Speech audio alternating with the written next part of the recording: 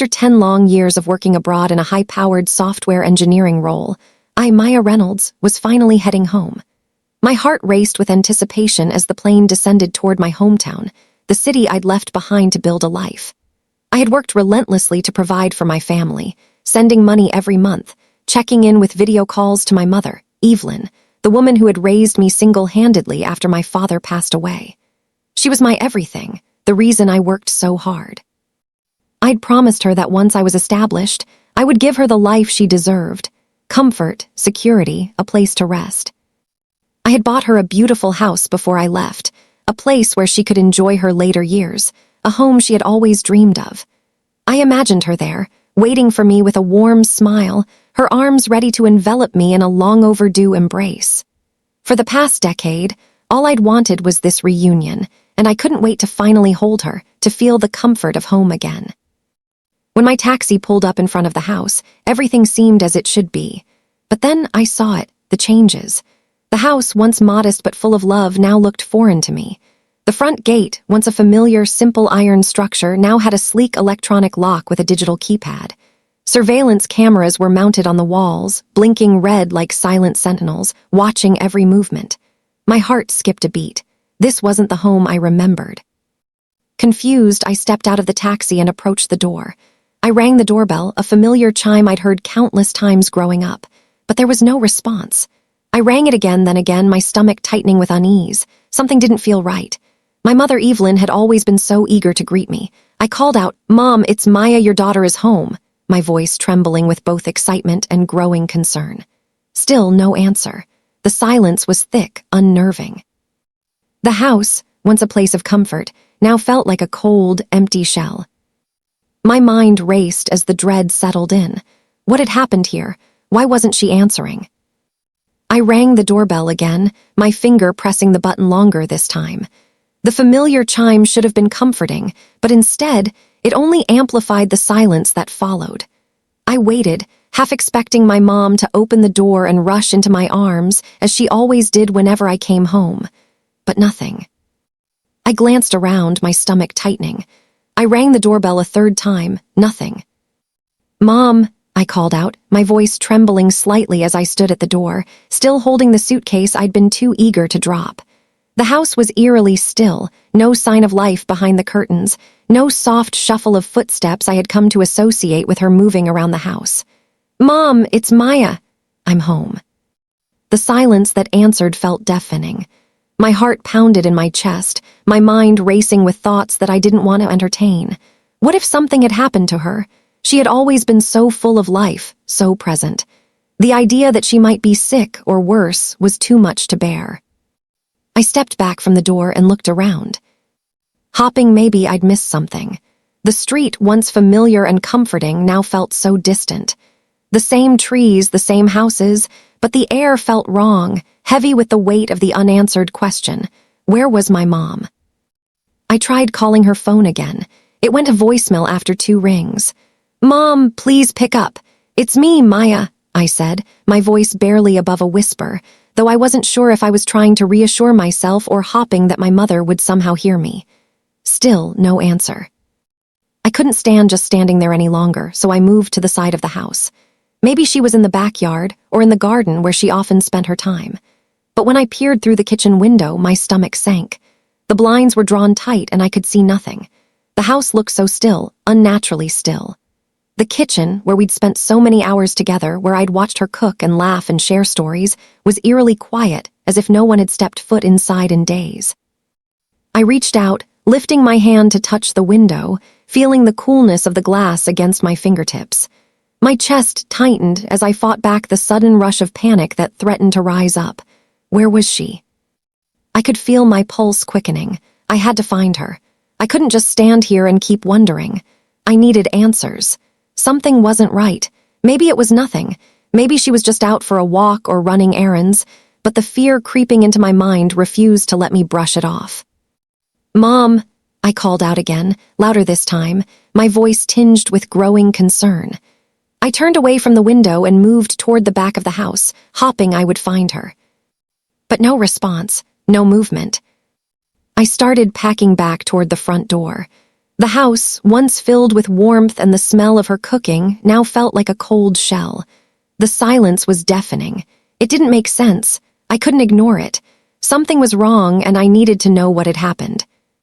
I rang the doorbell one last time, my finger pressing the button until I was almost out of breath. Still, no one came. I took a deep breath, trying to calm my racing heart. My fingers gripped the doorknob. This wasn't how I had imagined coming home. But the more I stood there, the more the dread inside me grew. I was no longer just concerned. I was terrified. As I stood there, feeling the weight of the silence press down on me, the door creaked open. I froze, hopping to finally see my mom's familiar face, her smile that always made me feel at home. But instead, there stood Aaron, my younger brother, looking slightly disheveled but grinning as though I had just returned from a vacation rather than a decade abroad. "Maya, you're back." His voice was far too high-pitched, too eager. He stepped forward, pulling me into a hug before I had a chance to respond. I stiffened, the embrace feeling too tight, too forced. His arms around me felt different. There was no warmth in his touch, no comfort in the gesture, just an awkwardness that set my nerves on edge. I pulled away slightly, trying to assess his behavior. Something was off. "Aaron," I started, but he was already grinning wider, clearly trying to mask whatever discomfort was lingering beneath the surface. "You look so different," I said, my voice trailing off as I studied his face. "Yeah, well, a lot changed around here," he replied quickly, as though he'd rehearsed the answer. But there was something in his eyes, an unease that I hadn't seen before. I couldn't put my finger on it, but the last time I saw him, he was different. More distant, not so eager to please. I took a step back, scanning him more closely. The version of Aaron I remembered wasn't like this. He'd always been a little rough around the edges, but there had always been a certain honesty in his demeanor. Now, it was almost as if he was pretending to be someone else, trying too hard, covering something up. "So, where's Mom?" I asked, trying to keep my voice steady. I needed answers, and I wasn't going to let him dodge the question again. His smile faltered just a little, a brief hesitation before he wiped his face clean and turned to gesture inside the house. "She's around, just resting, I think." His voice was far too casual, as though it was the most normal thing in the world that his mother wasn't answering the door or greeting me. I raised an eyebrow. "Resting? Is she okay? I've been trying to call her, but she hasn't picked up." I took a step further into the house, my eyes scanning the room as I moved past him. The living room was eerily quiet, and the heavy silence in the air felt suffocating. Aaron quickly stepped in front of me, blocking my path with a sudden burst of energy. "Oh, she's fine. Just a little under the weather. Nothing to worry about." He flashed a smile, but there was no warmth behind it, just that uncomfortable, forced cheerfulness that only deepened my suspicion. I narrowed my eyes, the unease in my gut growing stronger. "Under the weather? She didn't seem sick when we spoke last week. What's really going on, Aaron?" He shifted on his feet, his gaze darting nervously to the side. For a split second, I saw a flash of something in his eyes, guilt, or maybe fear. But then, just as quickly, it was gone, replaced by his usual smirk. "Honestly, Maya, you've been gone for so long. You know how she is. She's just getting older. We're all doing the best we can." His voice wavered slightly as he spoke, like he was trying to convince both me and himself. I felt a chill run through me. That wasn't like Aaron. He always had an answer, always knew how to brush off my questions. But now, it was as if he was avoiding the truth, like he was scared to tell me what was really happening. I didn't trust him, not anymore. "Where is she, Aaron?" I pressed, my voice firmer now despite the growing unease in my chest. "I need to see her." Aaron hesitated for a moment, his eyes flickering as though he were deciding whether to tell me the truth or keep up the act. Finally, he took a deep breath and sighed. "She's in the kitchen, I think. Why don't you go see for yourself?" His words felt rehearsed, almost too eager, like he was trying to get me to move on and stop asking questions. I didn't wait for him to say anything else. I stepped past him, ignoring the way he shifted uncomfortably and headed toward the kitchen. The house was quiet, too quiet. The usual hum of life, of my mother's voice and the soft clink of dishes, was missing. When I reached the kitchen, my heart dropped into my stomach. There, sitting at the table, was my mother, but she wasn't the woman I remembered. She was frail, too frail. Her hands shook slightly as she clutched a cup, her eyes distant and vacant. Her once vibrant face was pale, her skin almost translucent. And there was something else, something that I couldn't quite place. My mother, the woman who had raised me, had always been full of life, full of energy. But the woman in front of me looked lost, broken even. She didn't seem to recognize me immediately, her eyes blinking slowly as if she were trying to place my face. I swallowed hard, my throat tight with emotion. "Mom," I whispered, stepping forward, but she didn't respond. "Mom, it's me, Maya." For a moment, there was nothing but the sound of her shallow breathing and the silence between us. Then, finally, she blinked, her eyes focusing on me as recognition flickered in her gaze. "Maya," her voice was barely above a whisper, but it was enough. But the relief that I thought would come, the comfort of seeing her again, never came. Instead, there was a deep, unsettling fear that took root in my chest. What had happened to her? Why did she look like this? And why hadn't Aaron said anything?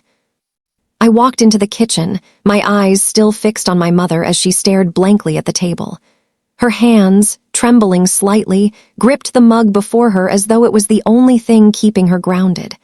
I took another step toward her, but before I could speak, I heard footsteps behind me. I turned to find Jessica standing in the doorway. Her eyes flickered to me, then quickly dropped to the floor as if she were trying to avoid my gaze. She didn't smile. There was no warm greeting, no sign of the polite, distant friendliness I remembered. The tension in the room grew thicker, more oppressive. "Jessica," I said, trying to sound more confident than I felt. "It's been so long, how are you?" She looked up, her lips curving into a thin smile that didn't reach her eyes. "Maya," she replied, her voice flat, almost too controlled. "It's been a while, hasn't it?" Her words felt rehearsed, as though she were trying too hard to maintain some semblance of normalcy. But the stiffness in her posture, the way she wouldn't meet my eyes for more than a second, made me uneasy. Something about her presence felt forced, like she didn't want to be here, or worse, didn't want me here. I glanced at Aaron, who was still lingering by the doorway, arms crossed in a way that felt too defensive. His gaze flicked between Jessica and me, but he remained silent. "What's going on, Jessica?"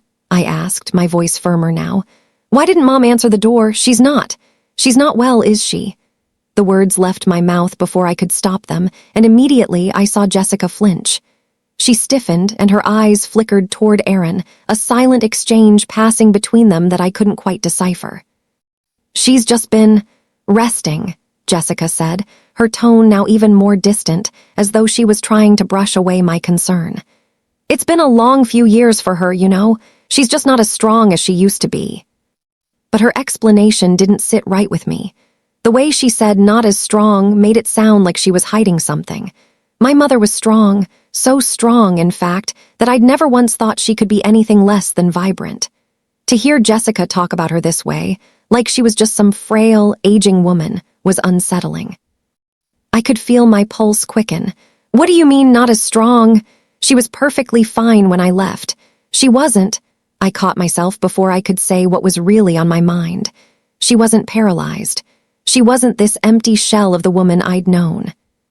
Jessica stepped forward, her smile dropping completely as she tried to regain control of the conversation. "Look, Maya, it's complicated, okay? Mom's been having a hard time adjusting. We've been helping out as best we can." Her words were rushed, too quick, too defensive. There was no warmth in her voice, no reassurance, just an urgent need to make me believe everything was fine when clearly it was. I stood still for a moment, taking in her words, but they didn't make sense. The mother I knew, my mother, wasn't the kind of woman to sit in silence like that. She wasn't the type to let life slip away so quietly. And even though I didn't want to believe it, the picture Jessica was painting didn't match what I had known, what I had expected to return to. I looked at Aaron, who was still standing by the door, arms still crossed. His face remained expressionless, but there was something in the way he avoided my gaze, something that made my stomach churn. "Where's the rest of her stuff?" I asked, glancing around the kitchen. Her clothes, her things, what happened to them? There was a long, painful silence before Aaron spoke, his voice flat. She's been changing, Maya. Things aren't the same anymore. He shifted, his eyes darting nervously. She doesn't really care about all that stuff anymore. We're just doing what we can for her. I stared at him, my mind reeling. What was he saying? My mother had always been meticulous about her things, about keeping everything in order, every item in its place. The thought of her suddenly not caring about her belongings didn't make sense. Jessica stepped in again, this time in a more hurried tone. She's just adjusting, that's all. She's fine. You've been gone a long time. You'll understand once you spend some time here. But I didn't want to just understand. I wanted answers. I needed to know why the woman who had raised me with so much strength and love was now a shadow of herself, and why no one seemed to be willing to talk about it. I took a deep breath, trying to keep the panic from rising in my chest. I need to see her. I need to talk to her, I said, my voice more resolute than I felt. Aaron and Jessica exchanged another glance, a silent conversation passing between them. It didn't take much for me to see that whatever they were hiding, they weren't going to share it willingly. You'll see her when she's ready, Maya, Aaron said, his tone final, his words colder than they should have been. I knew that look, I knew that tone, and it told me everything I needed to know. There was something they weren't telling me. Something was wrong, far more wrong than I could have imagined. And they were going to do everything they could to keep me from finding out what that was. But I wasn't going to let it go, not this time. I couldn't stand it anymore. The suffocating silence, the evasive answers, the way they kept trying to push me away. I had to see her. I had to know what had happened to my mother. Without another word, I brushed past Aaron, ignoring the way he reached out to stop me. Maya, wait, he started, but I was already moving, my heart pounding in my chest. The kitchen was just a few steps away. As I reached the doorway, I hesitated. The air felt heavy, like it was thick with something I couldn't put my finger on. The kitchen, once so familiar, was darker than I remembered. The soft light that had always filtered through the windows now seemed to make the room feel cold and sterile. The hum of the refrigerator, the clinking of plates and utensils, everything that used to bring warmth to the house, was gone.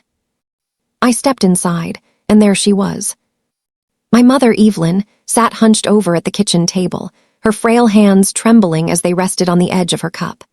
Her once vibrant face, the face that had smiled at me so many times, now appeared sunken and hollow.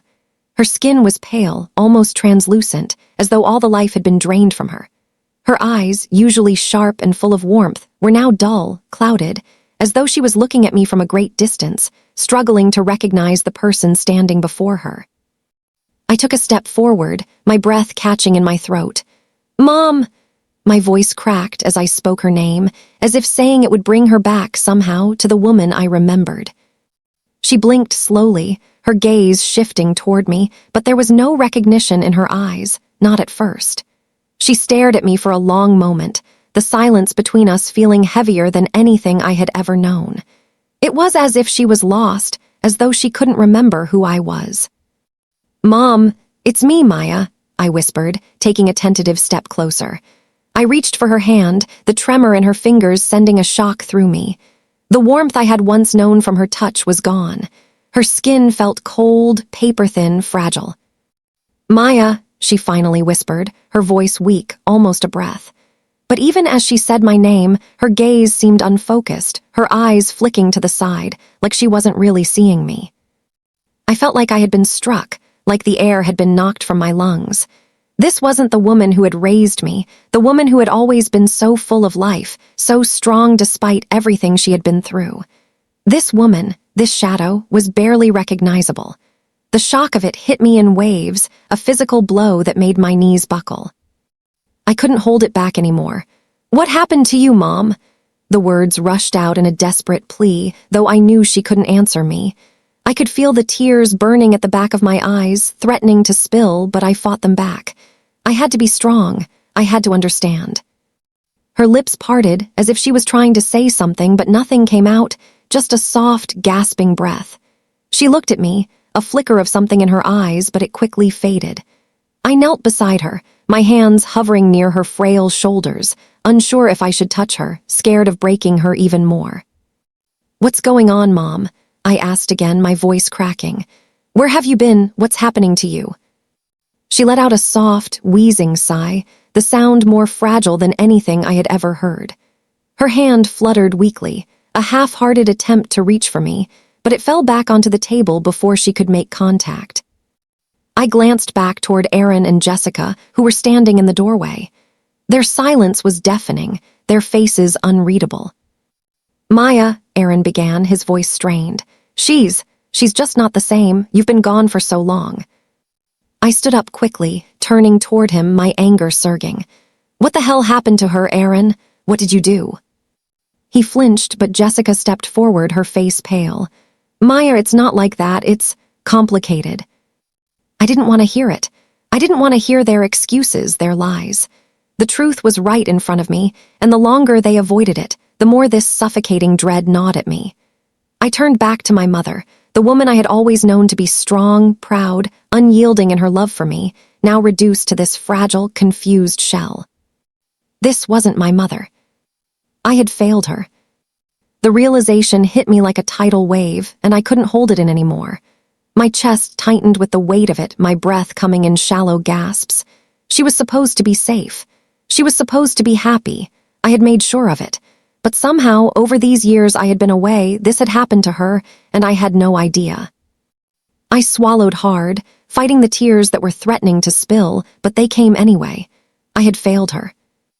My mother, who had always given everything to protect me, to care for me, was now a prisoner in her own body. And I had no idea how it had gotten this bad. I couldn't shake the image of my mother sitting at that kitchen table, her eyes vacant and her body frail. The shock had begun to wear off, replaced by a growing, gnawing suspicion. Something had happened to her, something far worse than mere aging or illness. I could see it in the way she barely reacted to me, the way her eyes seemed to be lost in a fog that hadn't been there before. This wasn't just about a lack of care or attention, it was something darker. I walked back to the living room, my mind racing. Aaron and Jessica stood there, awkwardly avoiding my gaze as though they were both waiting for the storm to pass. But I wasn't going to let this go. Not now, not after what I'd seen. "You're not telling me everything," I said, my voice tight with frustration. "Where is the real mom I left behind? What did you do to her?" Aaron shifted uncomfortably, glancing at Jessica for support. She, too, was quiet, too quiet. Her lips pressed together in a thin, cold line, and there was something in her eyes that made my blood run cold. I could see the guilt there, the fear that they both knew I was starting to figure it out. "You need to stop, Maya," Aaron said, his voice low, almost pleading. "She's not the same anymore. She's not the woman you remember." The words stung. I could feel the tears starting to well up again, but I pushed them back. I wasn't going to let this break me. Not yet. "Not the same. What does that mean, Aaron?" I asked, trying to control the tremor in my voice. "What happened to her? Why is she like this?" There was a long silence, and then, almost reluctantly, Aaron finally spoke. She's been sick, okay? We didn't want you to know, but she's been struggling with her health for a while. We've been trying to take care of her." He looked over at Jessica, who nodded slowly but didn't speak. I shook my head. "She's not just sick, Aaron. She's not just aging. You're lying to me." My voice cracked, but I forced myself to keep talking. "Something happened to her, something more than just her health. She's been isolated. She's been drugged. I can see it in her. What have you been doing to her?" The guilt in Aaron's eyes deepened. He stepped back, almost as if he was trying to escape the question. But Jessica spoke up then, her voice cold and dismissive. "She's been difficult, Maya," Jessica said, folding her arms across her chest. "She didn't want help, and we had no choice but to manage her condition. She's not easy to deal with, especially now that she's been so out of it." Out of it, my mother, the woman who had always been so sharp, so present in my life, was being dismissed as a problem to be managed. The rage that had been simmering in me finally boiled over. "You drugged her," I said, the words coming out in a hard, accusing whisper. "You drugged her to control her." Aaron's face twisted with frustration, and for the first time I saw something like shame flicker in his eyes. He looked at Jessica, then back at me. "It wasn't like that," he said quickly. She was so agitated, Maya. She didn't want to take care of herself. She resisted all the help we tried to give her. We had to do something." I took a step toward him, my fists clenched at my sides. "You did help her, Aaron. You took control of her life. You used her money, you put her through hell, and now look at her. You've ruined her, and for what? What did you get out of this?" The guilt was there in their faces now, but it wasn't enough. It wasn't enough for me to back down, to let them justify what they'd done. I had to know the full extent of it, had to understand how deep their manipulation ran. "Where is her money?" I demanded. "Where's all the savings I sent home, all the money I worked so hard for to keep her comfortable? You've drained her accounts, haven't you? You've been using her for everything she's worth." The silence between us was suffocating. Finally, Jessica spoke again, her voice quieter this time. "We didn't steal from her," she said, though there was no conviction in her words. We needed the money to help with her care, to make sure everything was taken care of." I shook my head in disbelief. "You didn't need the money for her care, Jessica. You've been draining her savings, buying new things for yourself, for your own convenience. You've taken everything she had and left her with nothing. She doesn't even know what's happening, does she? You've kept her in the dark while you take everything she worked for." Jessica's eyes darted to Aaron, and I saw him shift uncomfortably again. They had no defense. There was nothing left to say. "I don't want to hear your excuses anymore," I said, my voice shaking with fury. "I'm taking this to the authorities. What you've done to her is unforgivable, and I will make sure the world knows what you've done." As I turned to leave, I could hear Aaron calling my name, his voice breaking. "Maya, please, you don't understand. We were just trying to help." But I didn't turn around. There was no helping them now. The damage had already been done, and now I had to fix what they had broken. I couldn't let it go. I couldn't just stand there and wait for Aaron and Jessica to admit what they had done. I needed answers, real answers, so I did what I had to do. The next day, I hired a private investigator. I didn't want to, but there was no other option. My emotions were clouding my judgment, and I needed someone who could look at this situation from an objective perspective, someone who knew how to dig into the kind of secrets that Aaron and Jessica were so desperate to hide. The investigator's name was Tom, a no-nonsense former cop turned pie. He was blunt, direct, and understood the urgency in my voice when I explained what I needed. After a few details about the situation and some small talk, he promised me that he would get to work immediately. For the next few days, I stayed in the house with my mother, trying to piece together what little I could.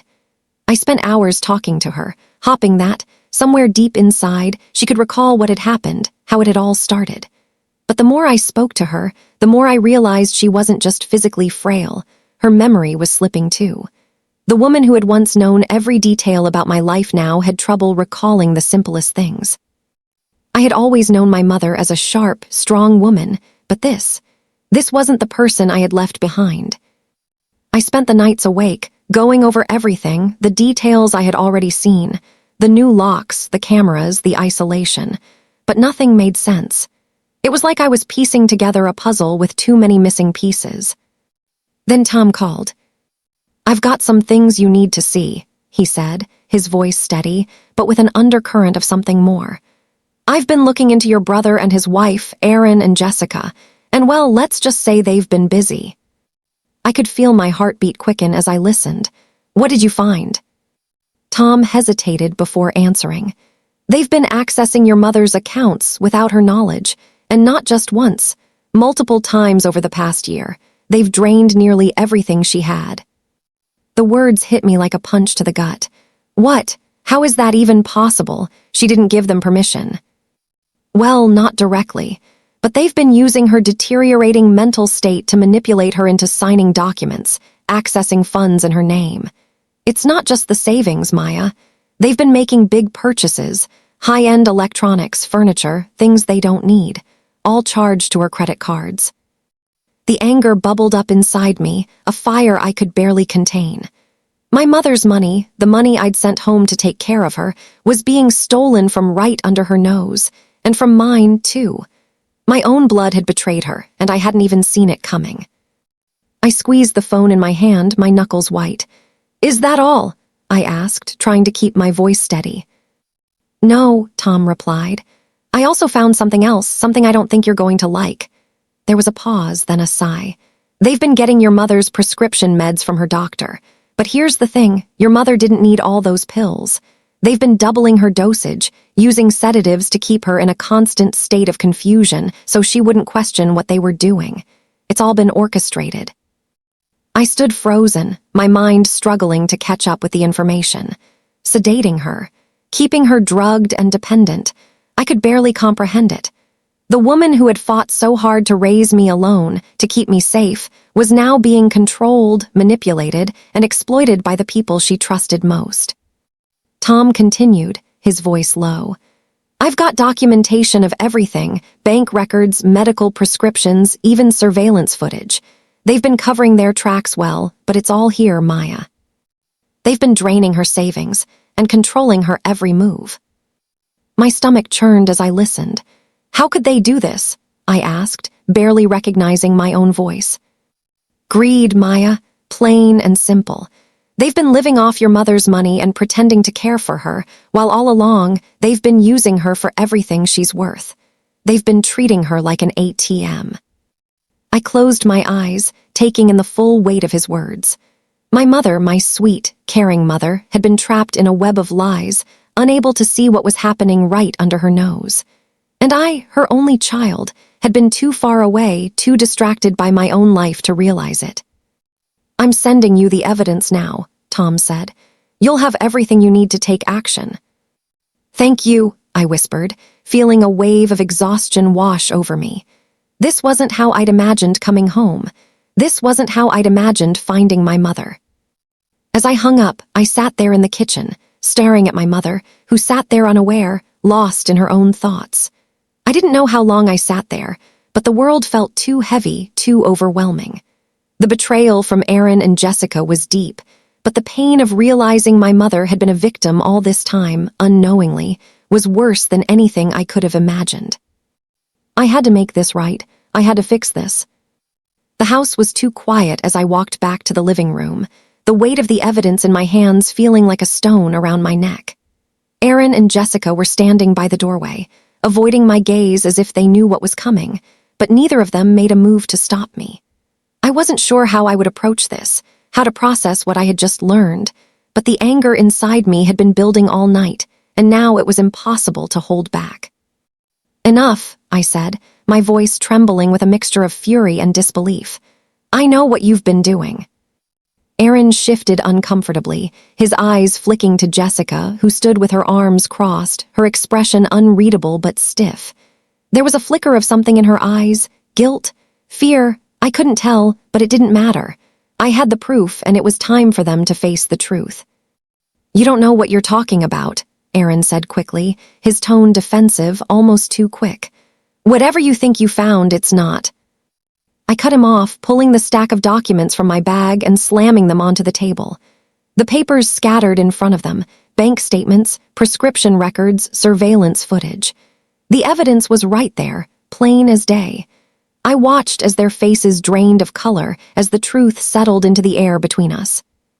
"You've been stealing from her," I said, my voice louder now, sharper with every word. "You've been drugging her, controlling her, draining her savings. And for what? So you could live off her money, live in her house while she—" I stopped, the words catching in my throat. "While she suffered in silence." Aaron's face twisted, and I could see the lie forming on his lips before he even spoke. "Maya, it's not what you think. You're misunderstanding everything." He looked at Jessica, and for a split second I saw panic in his eyes before it was gone, replaced by a forced calm. "We were just trying to help her. She didn't want the help at first, and we had to make sure she stayed safe. This is all for her own good." I felt my stomach twist as his words fell apart in my mind. He was trying to manipulate me again, trying to justify his actions, but it was all just a flimsy excuse. "Help her," I repeated, my voice rising. You didn't help her, Aaron. You took advantage of her. You made her think she needed you, that she was weak, and then you used that to control her. My hands were shaking now, the rage surging inside me. And Jessica, don't you dare act like you weren't in on this too. You knew exactly what was going on. Jessica didn't flinch. She just stared at me, her lips pressed into a thin line. Maya, you have no idea what we've been through, she said, her voice cold, detached. Your mom wasn't easy. She was stubborn, difficult. She didn't want to listen to us, and we were just trying to make sure she didn't hurt herself. She was resistant to all the changes, and we had no choice but to step in. I could hardly believe what I was hearing. She was trying to make it sound like she was the victim here, like they were the ones who had been forced into this. You're lying, I said, my voice shaking with emotion. You didn't help her. You controlled her, Jessica. You used her weakness against her to get what you wanted. She remained unfazed. You don't understand. We did what we had to do. We didn't want her to end up alone. It wasn't like we were hurting her. Hurt her? The word echoed in the room, and I felt the sting of betrayal cut deeper. You've taken everything from her, and you've taken everything from me too. All these years I trusted you both, and you let me think everything was fine. You let me believe my mother was happy, that she was safe, when all along you were stealing from her and breaking her down.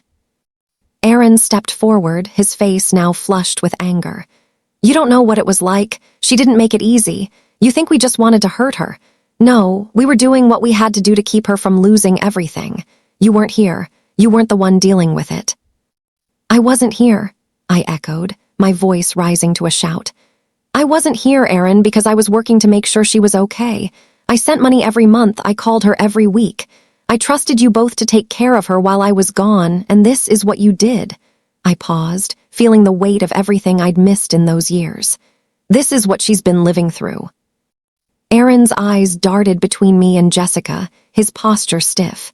There was no guilt, no remorse, just a look of deflection, like he couldn't bear to face the consequences of what he had done. We didn't mean for it to go this far, Maya, but it did. And now you can't just come in here and act like you know what's best for her. She's not the same person anymore. I felt my pulse racing as the final pieces of the puzzle clicked into place.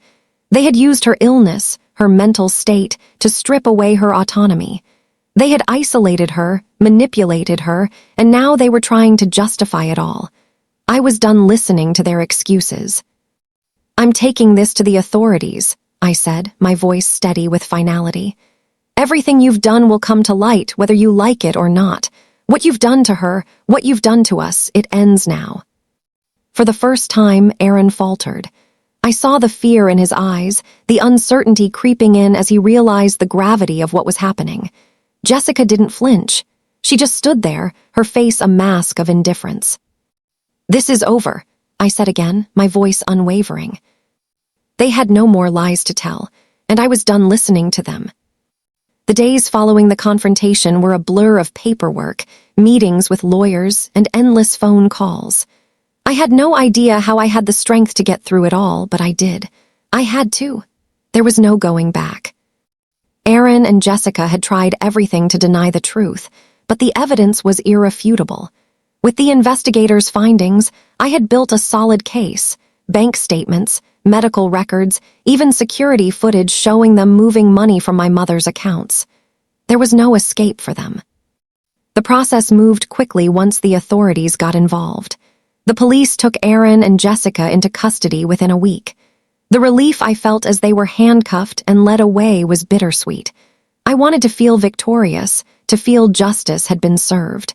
But instead, all I could feel was the weight of the destruction they had caused.